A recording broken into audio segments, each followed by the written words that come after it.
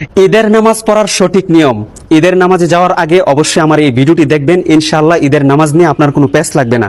প্রথমে ইমামের পিছনে দাঁড়ানোর পর আপনি নিয়ত করবেন যে আমি মুক্তাদি হইয়া এই ইমামের পিছনে অতিরিক্ত 6 তাকবীরের সাথে ঈদুল ফিতরের 2 রাকাত ওয়াজিব নামাজ আদায় করিতেছি, আল্লাহু আকবার।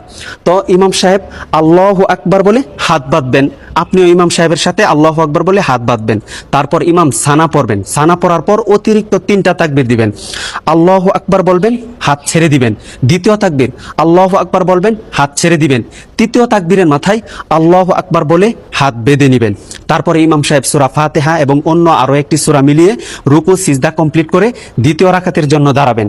দ্বিতীয় রাকাতে দাঁড়ানোর পর ইমাম সাহেব প্রথমে সূরা ফাতিহা এবং অন্য আরো একটি সূরা মিলাবেন। সূরা মিলানোর পর রুকুতে যাওয়ার পূর্বে অতিরিক্ত আরো 3টা তাকবীর দিবেন। আল্লাহু আকবার বলবেন, হাত ছেড়ে দিবেন। দ্বিতীয় তাকবীর আল্লাহু আকবার বলবেন, ইমাম সাহেব হাত ছেড়ে দিবেন।